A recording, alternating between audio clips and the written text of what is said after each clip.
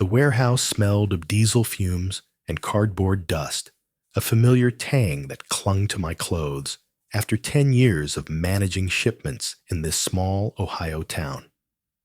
Forklifts beeped their wheels, screeching against the concrete floor, while my crew shouted over the clatter of conveyor belts. I was hauling a stack of crates in Section D when my phone buzzed against my thigh, fourth time in 15 minutes. The noise drowned out the first three, but this one felt urgent, like a splinter under my skin. I wiped the sweat from my brow and swiped to answer, expecting another spam call about car warranties. "Is this Ethan Caldwell?" The woman's voice was sharp professional, not the robotic drone of a telemarketer. "Yeah, who's this?" I said, steadying the crate in my hands. "Your wife is in room 312 at the Regal Inn with another man." "Right now," she said, her tone flat, like she was reading a weather report. The crate slipped, hitting the floor with a dull thud. My chest tightened as if someone had poured concrete into my lungs. "Who the hell is this?" I demanded, my voice louder than I meant, drawing a glance from a coworker across the aisle. "Someone who thought you should know," she replied. "Check your phone in 30 seconds. The line went dead. I stood frozen under the fluorescent lights, the warehouse's chaos fading into a dull hum. My Lauren, not possible. We'd been together since high school, married for 10 years, parents to our 6-year-old Sophie. Lauren was the heart of our little community, always hosting BBQs, organizing the neighborhood bake sale, posting about our blessed life on Instagram. This morning, she'd kissed me goodbye, her hair tangled from sleep, wearing my old Ohio State hoodie. She said she was helping her mom sort old clothes for a church donation. My phone buzzed again, a video message. My hand shook as I opened it, the timestamp glaring today, 2:13 p.m., barely 2 hours ago. There she was, my Lauren, striding through the Regal Inn's parking lot in a red dress I'd bought her for our last anniversary. Her hair was swept up the way she wore it for date nights, and she was laughing, her head tilted toward a man walking beside her. His arm, muscular, tanned, not mine, curled around her waist. She leaned into him, comfortable, like she belonged there. The camera followed them to a door marked 312. She swiped a key card with practiced ease, his hand resting low on her back. She looked up at him with a smile I hadn't seen in years, the kind that used to light up our late-night talks. They vanished inside. The video ended. I played it again, then again, each time, hoping for a glitch, a mistake, anything to make this not real. But it was Lauren. My Lauren, in a hotel room with another man on a Wednesday afternoon when she was supposed to be with her mother. The warehouse spun my vision, blurring at the edges, my mouth dry as sand. I'd read about moments like this when your world tilts sideways, when the ground beneath you cracks, but nothing prepared me for the physical weight of it, like gravity had doubled. Then my phone buzzed with a text from the same unknown number. "Check your bank account. She's taken $20,000 from your joint savings. It's not for you or Sophie." My knees buckled. I leaned against a crate, pulling up our banking app. There, it was a withdrawal of $20,000 transferred to an unfamiliar account dated yesterday. That money was for Sophie's college fund for our family's future. The betrayal wasn't just her body in that hotel room. It was our daughter's dreams, our life together stolen. Something cold settled in my gut, sharper than the hurt, more focused. I didn't know who this woman was, but she'd just handed me a grenade, and I wasn't about to let it sit there. I pocketed my phone and moved toward the office of my supervisor, Mike, my steps heavy, like wading through water. The warehouse's familiar rhythm, shouts, clanks. The groan of the loading dock felt distant, like it belonged to someone else's life. Mike looked up from his paperwork, his glasses perched low. "Ethan, you okay?" he asked, reading the stiffness in my posture. "I need emergency leave," I said, my voice steady but hollow. He studied me, concern etching his face. "Everything all right at home?"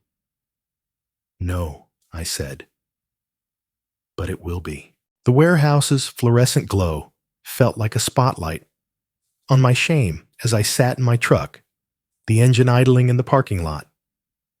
The video of Lauren with that man, his arm around her, like she was his, looped in my mind, each replay carving a deeper gash. But the $20,000 withdrawal burned hotter. That was Sophie's future, our family's safety net gone with a few clicks. My hands gripped the steering wheel knuckles white as I opened the banking app again. The transaction stared back $5,000 to a jewelry store, $8,000 to a travel agency, $7,000 to an account labeled NH Consulting. NH. Nathan Holt. I'd bet my last dollar. I called the unknown number back, my pulse hammering like a piston. The same woman answered, her voice cool as steel. "I figured you'd call, Ethan."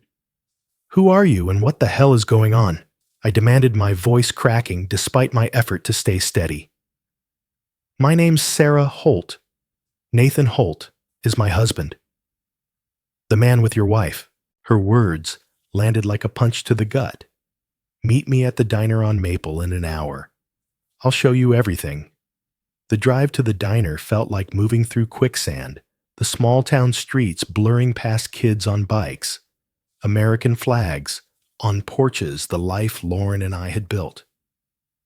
She was the one who'd insisted on those BBQs, inviting half the neighborhood to our backyard, her laughter ringing as she passed out homemade lemonade.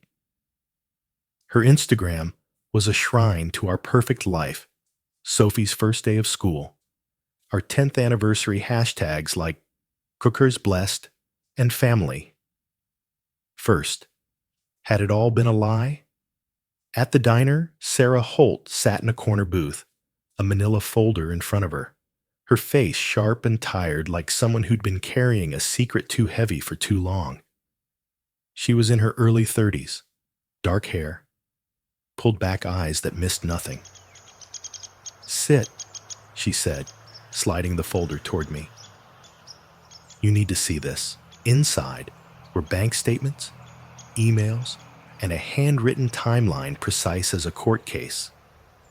"Nathan's the branch manager at First Community Bank," she said.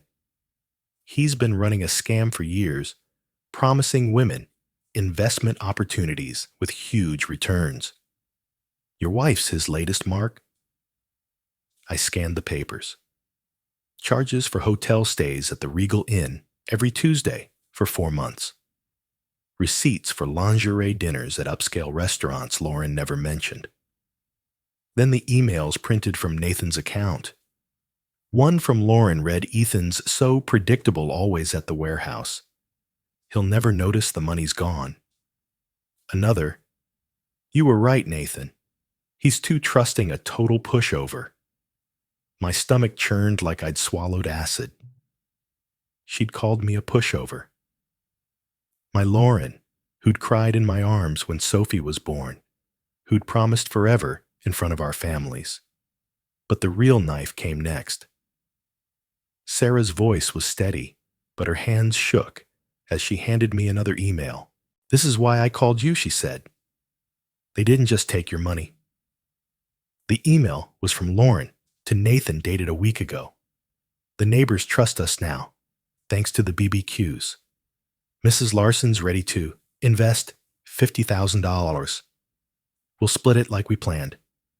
My vision blurred, not from tears, but from rage. Lauren hadn't just betrayed me. She was helping Nathan scam our neighbors, people who'd brought us casseroles when Sophie was sick, who'd cheered at her t-ball games.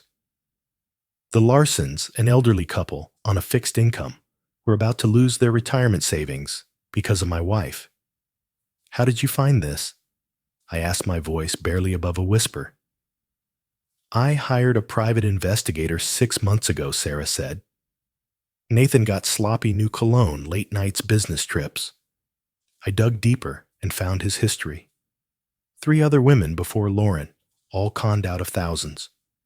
Your wife's different, though. She's not just a victim. She's in on it, Ethan. They're planning to drain your community and disappear. I leaned back, the diner's vinyl booth creaking under me. The smell of burnt coffee and fry grease felt suffocating. Why me?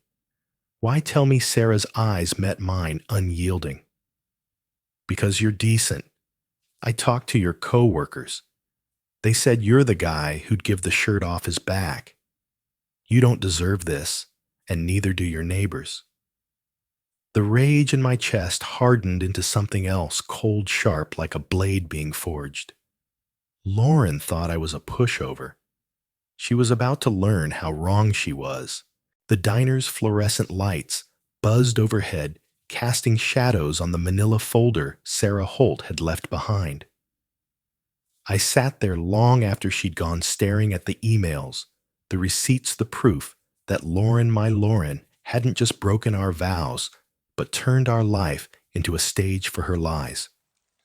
The words from her email to Nathan Holt burned into my skull. Ethan's too trusting a total pushover. Each syllable felt like a nail driven into my pride. But worse was the betrayal of our community, our neighbors, the Larsons who'd trusted us because of the life we'd built together. And then there was Sophie, our 6-year-old, whose future Lauren had gambled away for a con man's promises. I drove home, through the quiet streets of our Ohio town, past picket fences and porch lights, the kind of place where people waved at strangers and left their doors unlocked. The betrayal felt bigger than me now, like a crack splitting the foundation of everything this town stood for. I pulled into our driveway, the house dark except for a single light in Sophie's room. She was at her grandparents' tonight safe with Jim and Margaret Lauren's parents. They'd raised her to believe in family and honesty, in the kind of values that made this town feel like home. They deserved to know the truth, but I needed more before I could face them. Back in my home office, I dug deeper. Sarah's folder had given me a starting point, but I needed to see the full extent of Lauren's betrayal.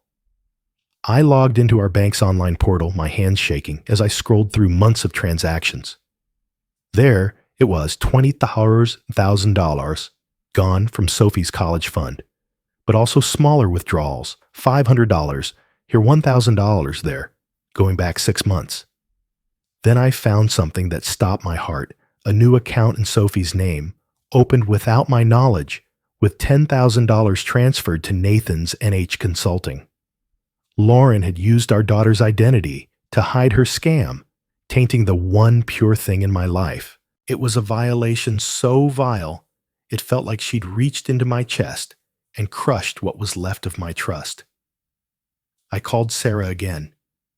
"There's an account in Sophie's name," I said, my voice low, like speaking too loud would make it more real. "Lauren used her own daughter." Sarah's sigh crackled through the phone. "I'm not surprised. Nathan's done this before, using kids' names to dodge taxes to move money. I have a recording. Meet me tomorrow, 8 a.m. Same diner." The next morning, Sarah played the recording on her phone, her face grim. Nathan's voice, smooth and smug, filled the air. "Lauren, the kid's account is perfect. No one checks a 6-year-old's name. We'll clean out the Larsons' money, then skip town. You're sure Ethan's clueless?" Lauren's laugh, sharp, cruel, cut through me. "He's too busy playing the good husband. He'll never see it coming." I clenched my fists, the diner's coffee turning bitter in my mouth. This wasn't just about me anymore. It was about Sophie, the Larsons, the neighbors who'd trusted us. I thought of Jim Bennett, Lauren's father, a retired carpenter who'd taught me to build bookshelves for Sophie's room, who'd welcomed me as a son. Margaret, her mother, who still baked apple pies for Sunday dinners and signed her texts, "Love, Mom." They'd be shattered, but they needed to know who their daughter had become. "I'm going to the Regal Inn," I said, my voice steady like a hunter setting a trap. "But not alone. I'm bringing Jim and Margaret and the Larsons and Pastor Evans, who married us." Sarah nodded, her eyes glinting with approval. "Good. Make it public. Nathan thrives in the shadows. Drag him into the light." I called Jim and Margaret, my throat tight. "It's Ethan. Lauren's in trouble. She's at the Regal Inn, room 312. You need to come. Both of you. And bring Pastor Evans." Margaret's voice trembled with worry. "Ethan, what's wrong? Is she hurt?" I let the silence stretch, letting her maternal instincts fill the gaps. "Just come. She needs you." Next, I called Mrs. Larson, her voice frail but kind. "Ethan, is everything okay?" I swallowed hard. "No, ma'am. But I need you and Mr. Larson at the Regal Inn. It's about the investment Lauren pitched you." As I hung up, the rage in my chest was gone, replaced by something colder, sharper, like a blade honed for precision. Lauren thought I was a pushover. She and Nathan thought they could bleed this town dry and walk away. They were about to learn that some betrayals demand a reckoning, and I was ready to deliver it. The Regal Inn's parking lot was a sea of asphalt under the gray Ohio sky, its beige facade as unremarkable as the lies it hid.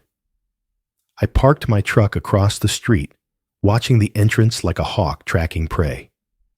My chest was tight, not with pain now, but with the weight of what was coming. The folder from Sarah Holt sat on the passenger seat, its contents, emails, bank records, that damning recording burning a hole in my resolve. Lauren thought I was a pushover. She thought she could rob our daughter, our neighbors, our town, and walk away laughing. Not today. Jim and Margaret Bennett's blue Ford pulled in first, followed by the Larsons' rusty sedan and Pastor Evans' minivan. Jim, broad-shouldered from years of carpentry, wore his Sunday shirt, the one Margaret ironed for church. Margaret clutched her purse, her face etched with worry, her navy dress fluttering in the breeze. The Larsons, both in their 70s, moved slowly, their trust in Lauren's investment still fresh in their hopeful eyes. Pastor Evans, who'd blessed our marriage 10 years ago, adjusted his glasses, sensing the weight of the moment. Behind them, a small crowd of neighbors' people who'd eaten Lauren's lemonade at our BBQs gathered, whispers rippling like a storm brewing. I led them through the lobby, its stale air thick with cheap air freshener and the ghosts of 1,000 business trips. The elevator ride was silent save for Margaret's soft, "Ethan, please, tell us what's wrong." I shook my head, my jaw tight. "You'll see." The doors opened on the 3rd floor, and we moved down the carpeted hallway to room 312. The crowd's footsteps were a muffled drumbeat, each step heavier than the last. I knocked 3 sharp raps. The door swung open, and there was Lauren in a white hotel bathrobe, her hair mussed her face, flushed with a glow I hadn't seen in years. Her eyes widened, darting from me to her parents, to the Larsons, to Pastor Evans, to the neighbors crowding the hall. "Ethan, Mom, Dad." What her voice faltered as Nathan Holt appeared behind her, shirtless, fumbling with his belt, his polished banker's charm replaced by raw panic. Jim's face cycled through emotions, confusion, concern, then a slow, sickening realization as he took in the bathrobe, the unmade bed, Nathan's guilty scramble. Margaret gasped, her hand flying to her mouth. Pastor Evans cleared his throat, stepping forward. "Lauren," he said, his voice heavy, "we need to talk." Before she could respond, I held up Sarah's folder. No more lies, Lauren. I pulled out an email, one she'd sent Nathan 2 weeks ago, and handed it to Pastor Evans. He read aloud, his voice, steady but laced with sorrow. My parents are so stuck in the past, always preaching family values. They'll never suspect a thing. Let's take the Larsons' money and run. Margaret's knees buckled. Jim caught her, his face red with rage. The crowd gasped murmurs, turning to shouts. You mocked us, Jim growled, his voice breaking. Your own parents. Lauren's mouth opened, but no words came. Her eyes darted, searching for an escape that didn't exist. I played the recording next, Nathan's smug voice filling the hallway. The kid's account is perfect. No one checks a 6-year-old's name. Then Lauren's laugh, sharp as a blade. Ethan's too busy playing the good husband. The crowd erupted. Mrs. Larson, frail but fierce, stepped forward and slapped Nathan across the face, her voice trembling. You stole our retirement, our life. Lauren tried to speak, her voice a desperate whine. Ethan, it's not what you think. I was helping Nathan with a business deal, but the neighbors weren't having it. You used Sophie's name, one shouted. You lied to us all, another yelled. Nathan, cornered, tried to push past, but Jim grabbed his collar, slamming him against the wall. You don't move, Jim said, his carpenter's hands like iron.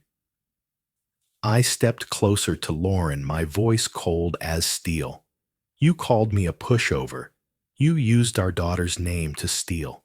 You betrayed everyone here. Explain that. Tears streamed down her face, but they meant nothing now. Ethan, please, I love you, she sobbed. I shook my head. You love the life I gave you, the trust I gave you, but you don't love me. You don't respect this town or your parents or our daughter.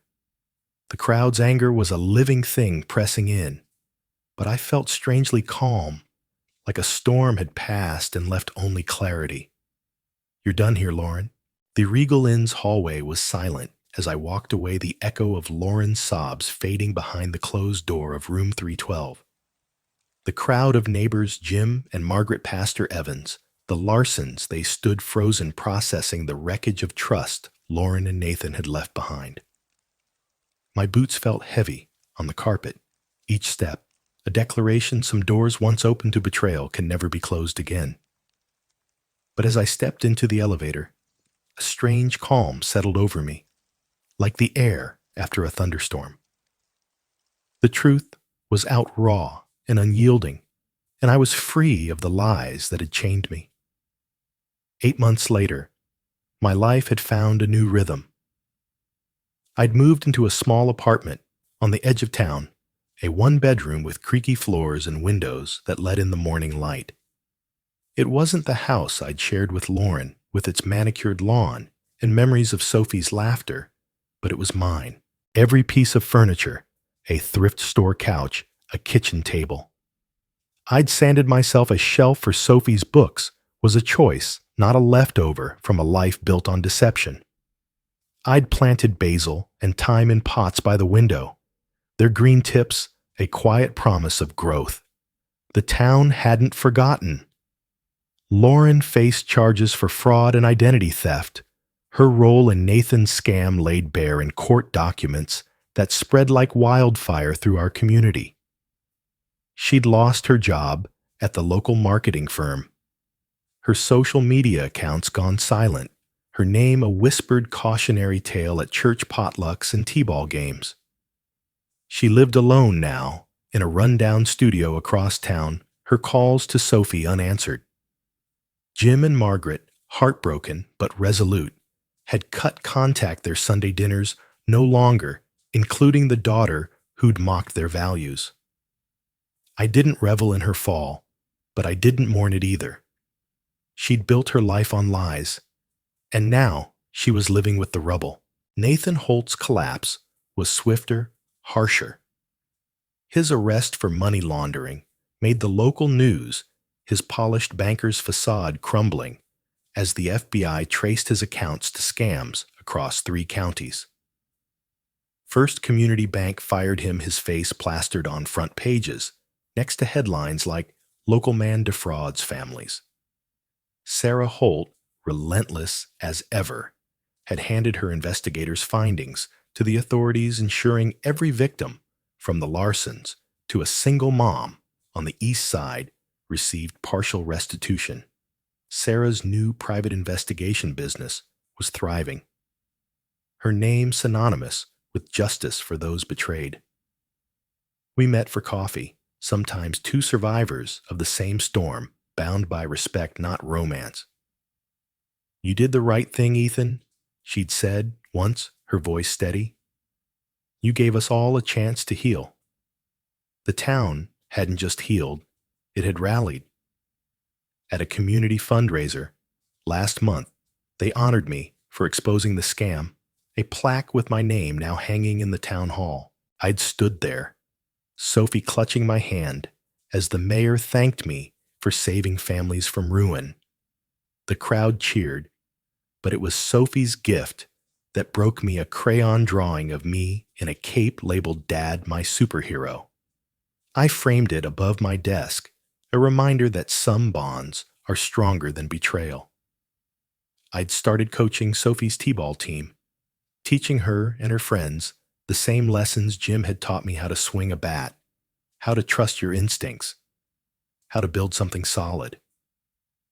Mike's wife, Clara, invited us to family dinners where Sophie called their kids her cousins. It wasn't the family I'd planned, but it was real, built on truth, not convenience. Every laugh, every shared meal, every Uncle Ethan from a kid who wasn't mine felt like a brick in a new foundation. As I drove home one evening, my phone buzzed with a text from Margaret Ethan, thinking of you and Sophie. "Come for dinner Sunday. Love, Mom." She still signed her texts, the same way, still saw me as family, even after Lauren's betrayal. I pulled into my parking lot, the apartment windows glowing warm against the dusk. Tomorrow was Thursday. Another day at the warehouse, another evening with Sophie's laughter filling the air. Some might call it a small life, but I'd learned the difference between small and simple, between settling and choosing. I'd chosen truth over comfort, dignity over familiarity, Sophie over sorrow. As I turned off the truck, I thought about foundations, how the ones built on lies crumble, but the ones built on honesty endure. Some foundations, once properly built, last forever. And for the first time in years, I slept without wondering what lies tomorrow might bring.